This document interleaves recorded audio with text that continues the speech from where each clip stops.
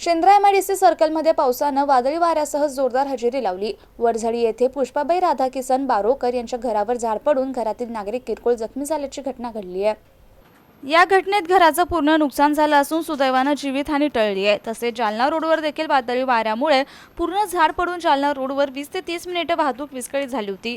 चिकलठाणा पोलिसांना फोन करूनही 40 मिनिटांपर्यंत कोणतेही पोलीस या ठिकाणी येऊ शकले नाही।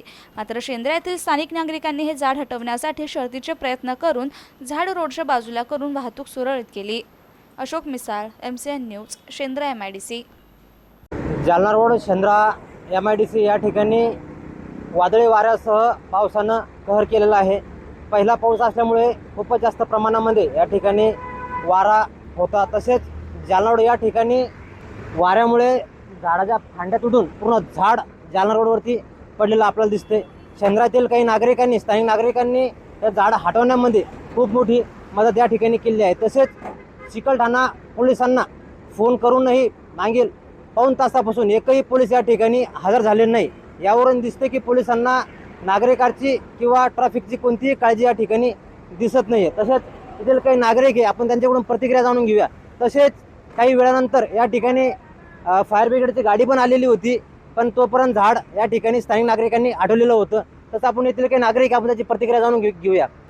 तुम्हाला कोणी कळवलं की या ठिकाणी झाड पडलेलं होतं रोडवर? मी कंपनीतून सुटलो होतो। कंपनीतून जसं आम्ही इकडे आलो तर मला दिसलं की इथं रोड जाम दिसला। मग आम्ही काय केलं, आमच्या गावातले आमचे मामाचे मुलगा आहे अशोक कचकुरे म्हणून, आम्ही त्यांना कॉल केला। मग त्यांनी काय केलं, त्यांनी लगेच त्यांच्या घरी जाऊन केनीचं ट्रॅक्टर आणलं। केनीचं ट्रॅक्टर आणल्यानंतर मग काय केलं, आम्ही काही जणांनी तिकडं अर्धी ट्रॉफिक तिकून डिवाईड केली, जी दुसऱ्या रस्त्या मार्गी लिबर चौकातनं हायवे रोडला जॉईन होईल।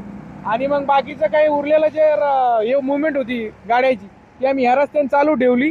आणि मग केनीचं ट्रॅक्टर आल्यानंतर आम्ही पूर्ण रस्ता साफ केला, म्हणजे केनीने पूर्ण झाड आपण नालीमध्ये लोटून दिलं, जेणेकरून सगळे वाहतूक सुरळीत झालेली आहे इथं। आणि वाहतूक किती टाइम विस्कळीत होती, बंद होती? इथं कमीत कमी अर्धा घंट्याच्या वर वाहतूक विस्कळीत झालेली होती पूर्ण।